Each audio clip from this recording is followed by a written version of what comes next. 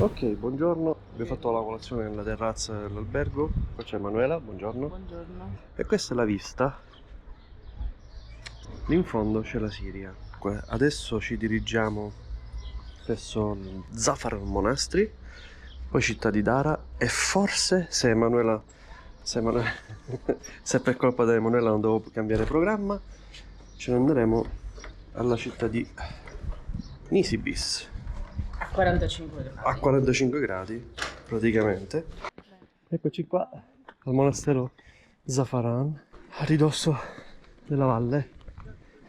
Si entra in gruppo, vediamo che troviamo. Nella? Dai, scaliamo. Per ora scale.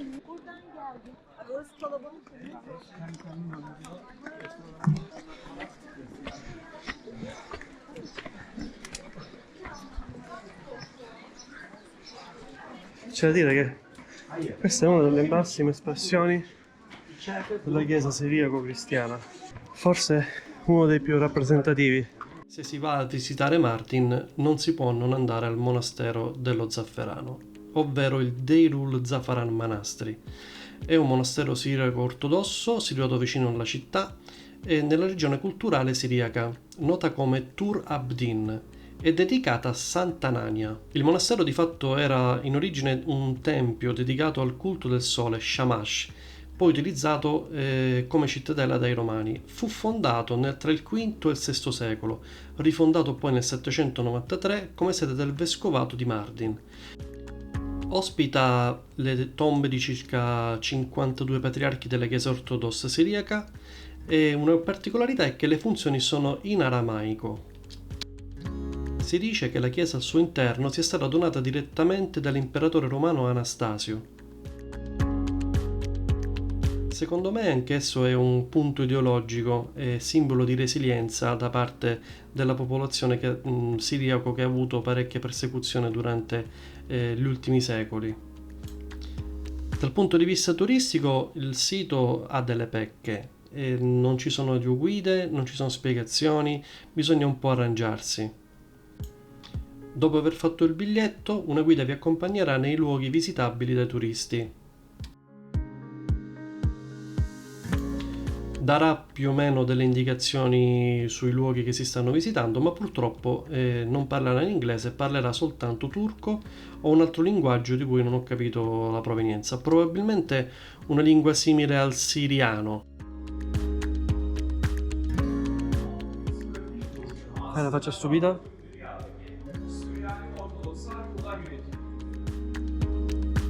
Vale la pena visitarlo? Assolutamente sì.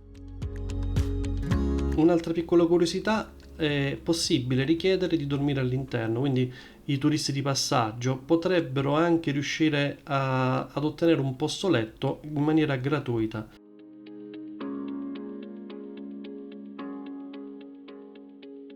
Allora, questa è l'uscita del monastero Zafaran, monastero molto antico, peccato che non ci sono audioguide o indicazioni per gli italiani, ma neanche in inglese in realtà.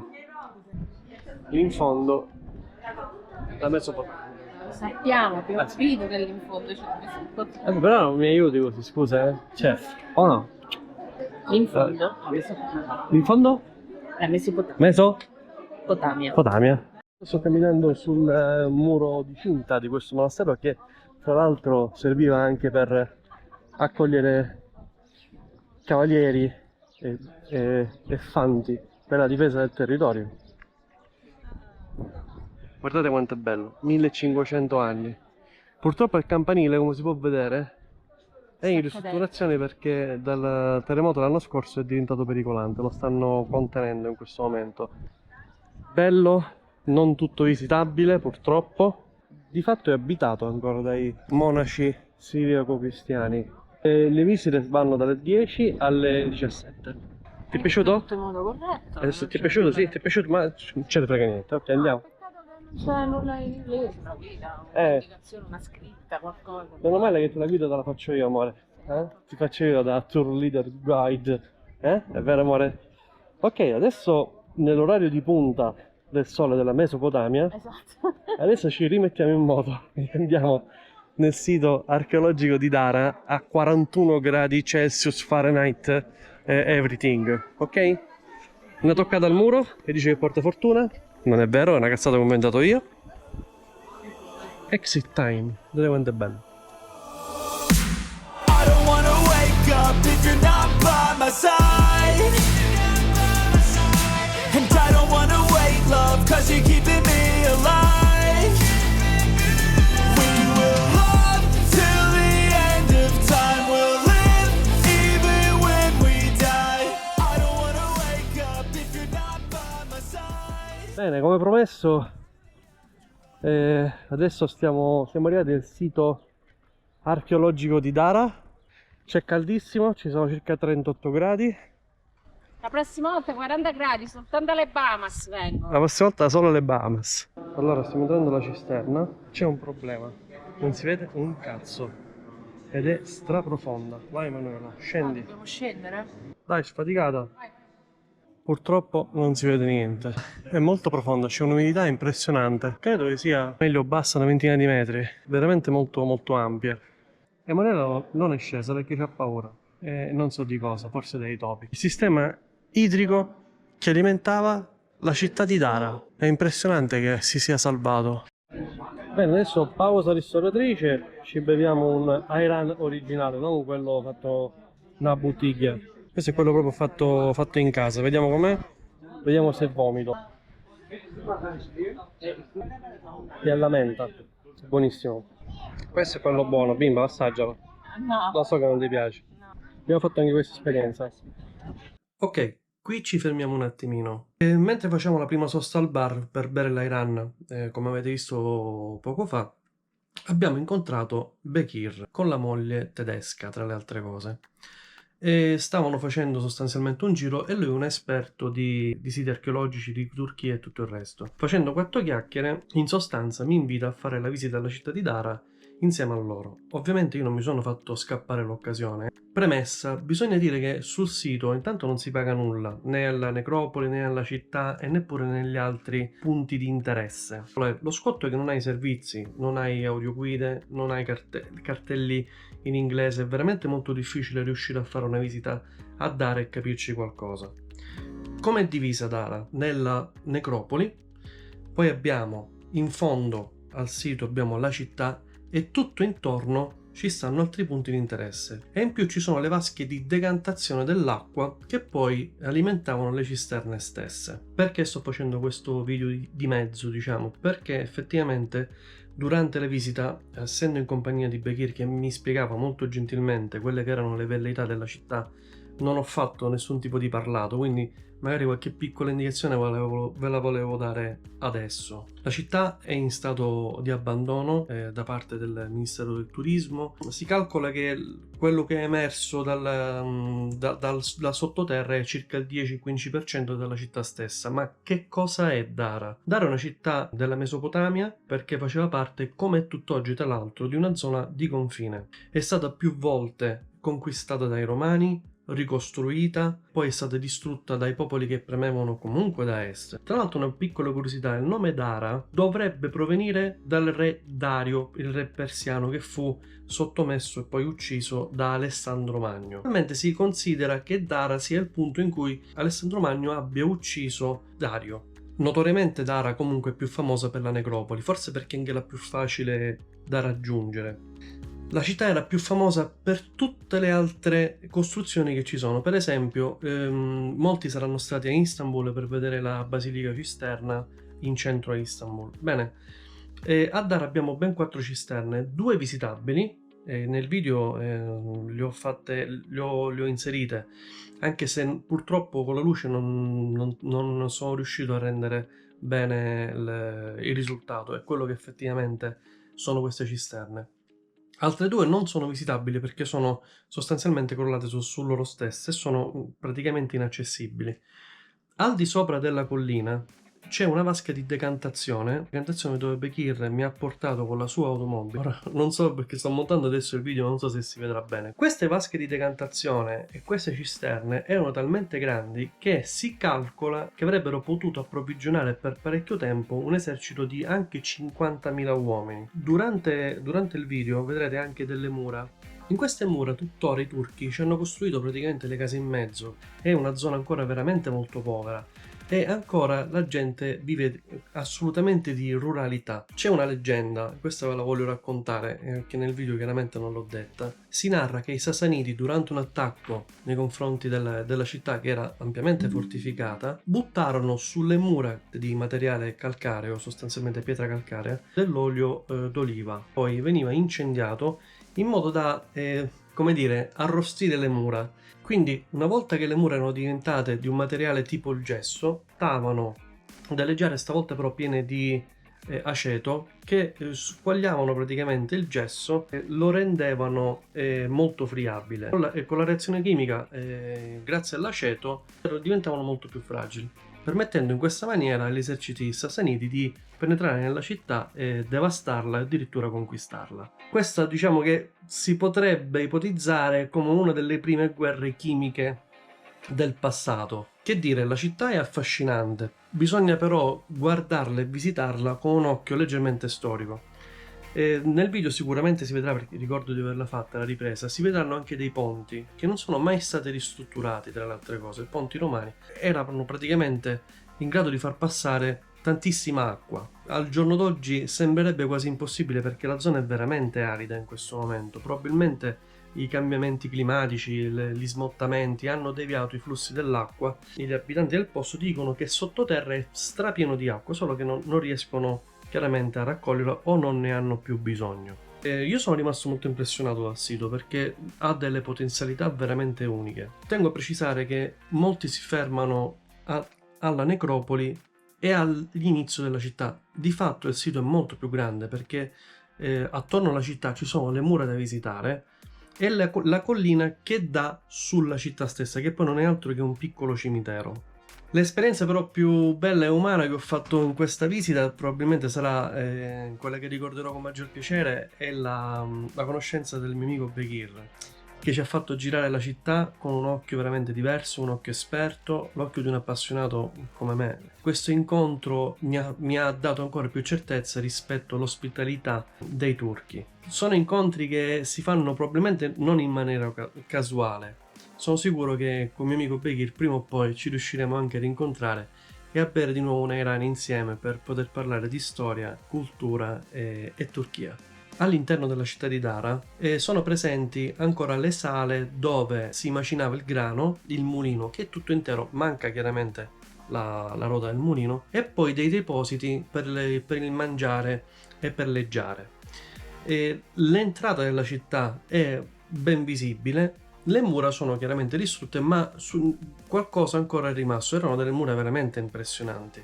Si calcola che al suo interno era possibile ospitare una guarnigione di oltre 50, addirittura qualcuno ipotizza 70.000 soldati.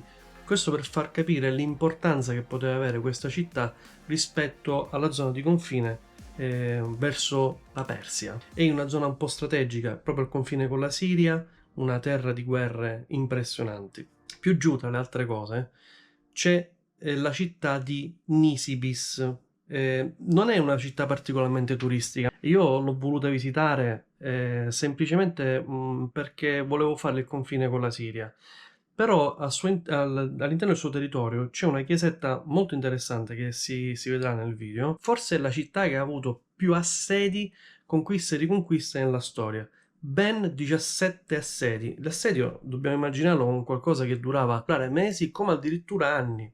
Quindi dobbiamo immaginare nel complesso queste zone come delle zone altamente fortificate. Oggi in Nisibis sostanzialmente c'è soltanto la città e molti siriani, una città povera rispetto chiaramente alla zona più turistica della Turchia. Ci sono tanti siriani, tanti profughi, la comunità però è molto accogliente. Noi siamo stati accolti come extraterrestri perché di fatto lì turismo non ce n'è. Anche la chiesetta stessa che abbiamo visitato È un punto che è anche un po' difficile da visitare, perché la chiesa di fatto è chiusa. Una piccola curiosità, si dice che questa chiesa, che all'epoca era una basilica, sia stata fondata addirittura da Pietro. Bene, vi lascio alla prosecuzione del video e ci vediamo dopo. Allora, hanno trovato questo sito grazie al fatto che è scappato un pollo sottoterra, sotto un buco, e hanno trovato sta cisterna. There's 3 galleries.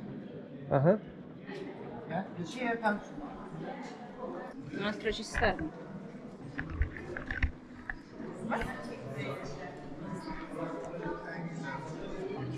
This is not a big earthquake region, but even of this we had earthquake, but it was mostly covered by earth. It was protected by earth, and you can see it still. So maybe it didn't have. better. Maybe it was better. For 10 years, they didn't have fresh water. This is one of the Agora streets. As you can see, maybe you have seen it in Pompeii or whatever. This is the marble road. On the left and right hand side, we have get the stores. We have the columns, and it was covered with tents in the summertime against the heat. You're walking on the Croatian street. Yes. On the right and left hand side, you got the Agora. You got the shops. Yes. So in Aphrodisia. In Aphrodisia. The system is the Yeah. same. Okay. Aphrodisias is one. Yes. But Yes. it's under construction. It's You can see from the top. unique. Wow, this is bridge. So it must be long time ago that the water.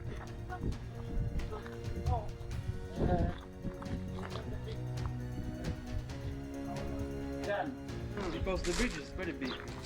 Nice to go. Here behind this we have the small mill.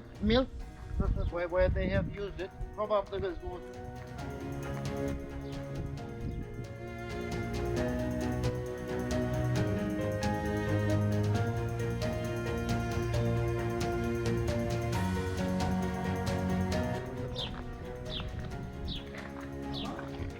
Questo è un vecchio deposito. Inside. Inside the mill. With the power of the water, they use the mill. And more remains from more from that. The Romans were those who have conquered the land, but the people were speaking Greek. Yes.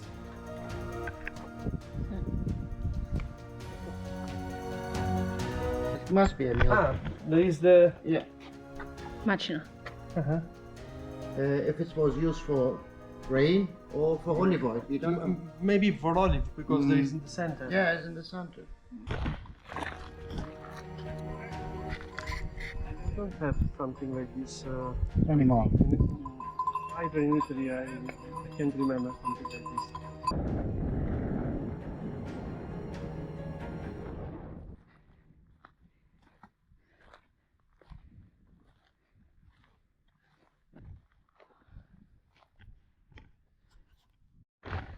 Questa è una tomba Una tomba con incisioni, incisioni arabe.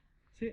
Praticamente venivano adagiati i corpi sul fianco destro e rivolgevano di là verso la Mecca. Con il viso verso la Mecca. Flame on the right hand side. We put it with a little bit earth on the back side. That's not flowing back. Ok. And then we close it. Oh! Questo è dentro dentro Forse. la struttura difensiva c'è la casa. Just donkey. No, incredibile. Il sito di Dara. They can say, where do you live? I live in a castle. Yes. Ok. I live at the ruins. Siamo sempre in una parte assolutamente non turistica della città di Dara, dell'antichissima città di Dara, di una fortificazione che probabilmente era, oltre a fungere da fortificazione, era anche un acquedotto.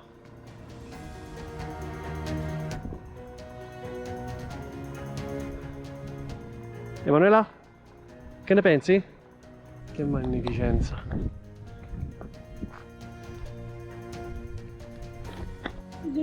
Ok, avevo previsto una visita di 3 ore. Siamo qua dalle 11:40. Sono le ore 15 e 12, quindi leggermente lunghi. Questa invece è la necropoli. Ci riteniamo molto fortunati di aver incontrato queste persone che ci hanno fatto praticamente da ciceroni. Queste sono le persone che mi piace incontrare non solo in viaggio ma anche nella vita. Però loro sono andati via perché la moglie c'era un volo e ora c'è rimasta la necropoli da guardare. Allora, queste che vediamo fanno parte chiaramente della necropoli. Sono tombe. Ci sarebbe davvero tanto da dire su questo posto, per come ci ha spiegato anche Bekir, la storia allucinante, città romana, contesa e ricontesa, della quale rimangono molte tracce. Abbiamo visto acquedotti, abbiamo visto cisterne, tutto in stato d'abbandono, addirittura alcune case costruite all'interno delle vecchie mura della città. Non è stato trovato l'anfiteatro, l'Odeon, chissà, magari tra 20 anni verrà rivalutata. Ecco, una delle parti più famose è questa, è la necropoli che piano piano sto riprendendo.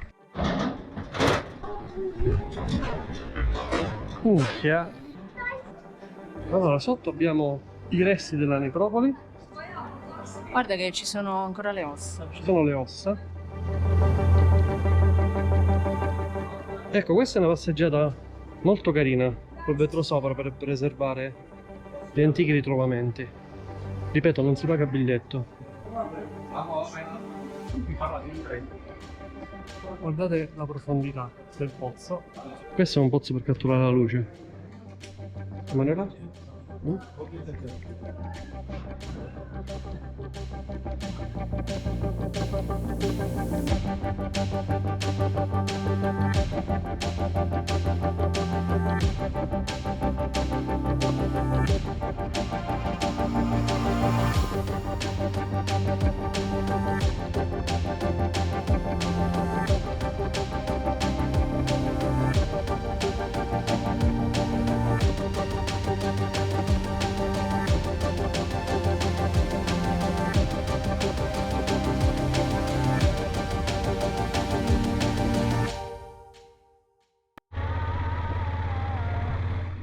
E qui siamo a Nusaybin, Usbaya.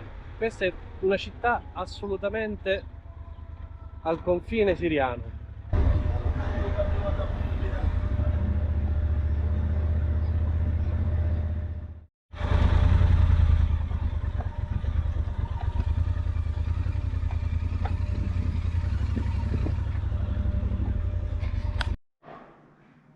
E questo è il Mor Yakup Kilesi, una delle chiese siriaco-ortodosse più antiche del mondo. Questa colonna è stata fatta sulla porta. Sono vari pezzi aggiunti, vedi?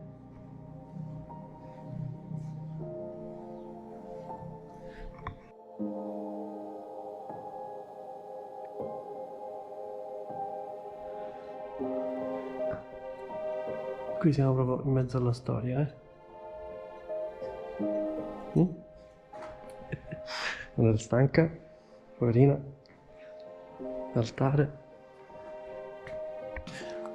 Di fatto non ci sono moltissimi reperti. Poi tra l'altro con l'ultimo terremoto ha avuto qualche danno, l'hanno ripristinata un po'.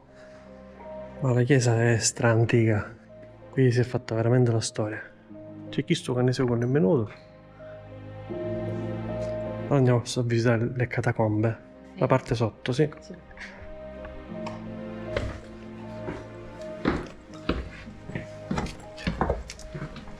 Buone spacchi su tutti questi spacchi direttiti.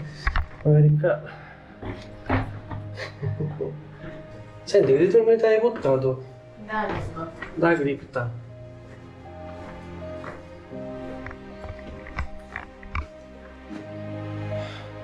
Ora si sa freschi. Sì. Sai che c'è seppellito qua dentro? Che c'è stato? San Giacomo.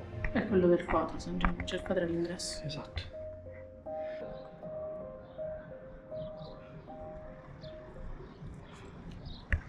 Bene, quella che abbiamo appena visto è la Mor Jacopo Chilesi, è una chiesa molto antica e scavi archeologici la fanno risalire più o meno al 400 d.C.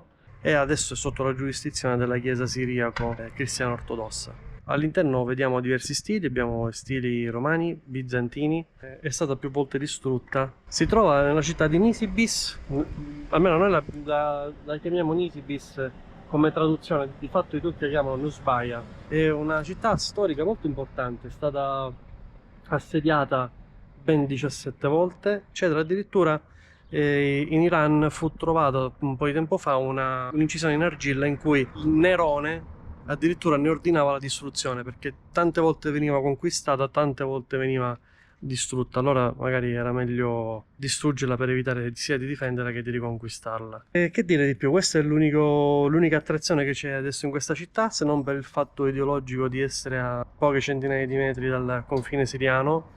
L'area di confine si sente, c'è, la zona è parecchio militarizzata, i militari sono molto presenti.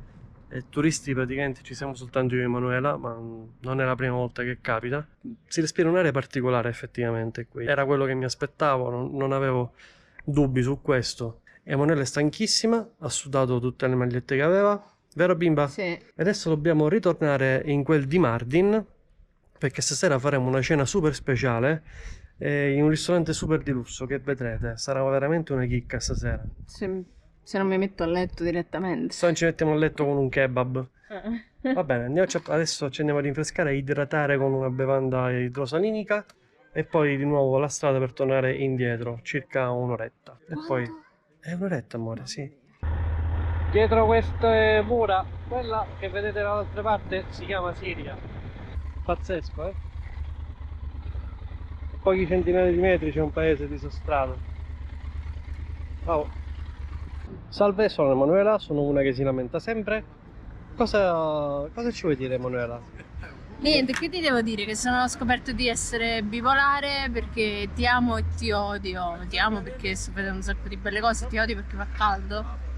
Quindi ho scoperto questo mio lato bipolare che non conoscevo, questi scatti d'ira con sorrisoni poi improvvisi. Però dai. Invece io ti amo sia col caldo che col freddo, sia al confine siriano che al confine italiano. A Mesopotamico. Adesso stiamo fermi in un bar e chiaramente siamo l'attrazione turistica del momento. Soda che bevo oggi. Questa è alla mela. E in questo momento tutti vorrebbero parlare con noi. In realtà l'attrazione è sempre Emanuela, perché una donna così bella non l'hanno mai vista al confine mesopotamico. A dire la verità, quando ho seguito dentro al bar il proprietario mi hanno osservato tutti, perché sono tutti uomini dentro, sono entrata fischiettando. C'eri la figa del momento, diciamo. Ero la figa del momento. Hai visto? Come Sì, si sente? possiamo dire. Come si sente la Marcuzzi? Cavolo. Vedi? Sì. Perché io ti devo portare fino a qui per farti sentire the traffic, Grazie. diciamo. Vedi? Grazie. Per darti delle grandissime emozioni. Grazie. Bene, qua dal confine siriano è tutto. Ci vediamo alla prossima. Stay tuned. Ok, ho dimenticato la lucina notturna, come spesso capita. E stasera mangeremo al ristorante Marculo. Si chiama proprio Marculo, vediamo. Allora, Emanuela è cotta, è un po' antipatica stasera. Non è vero. Sì, un pochino antipatica. No, Sì, perché non volevi scegliere il tavolo, non volevi scegliere il ristorante. io mi sono messa lì, però lì da 4, e allora siamo qui al buio. Siamo qua al buio, è romantico, ok?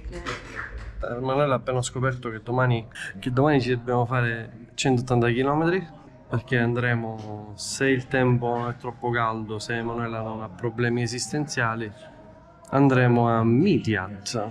Che poi? C'è la birra qui. Qua c'è la birra? Efes. Buono. Ok, stasera ci ubriachiamo. Ciao ciao. Bene, anche questa serata volge al suo termine. Come sempre ci vediamo nel nostro canale OnlyFans. Anche quest'anno. Dove minchia è la luce? Che lusso. Andiamo, mi vergogno pure a riprendere la stanza. C'è troppo bordello. Perché? Perché è colpa di Emanuela. Sempre colpa sua.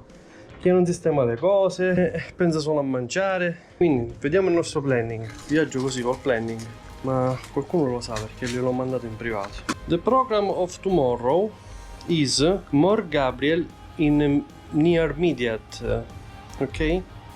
And then visit to Midyat. Ok, Emanuela? Quindi domani nuove avventure. Emanuela? Sì. Adesso se ci fanno dormire qua, si spacchi i trucchi, forse dormiamo. Comunque Emanuela è stanchina, adesso sicuramente si fa la ninni, sveglia domani alle ore 6:40. No, non è vero, domani sveglia alle 8, Emanuela, alle 8, ok? Vabbè, a domani.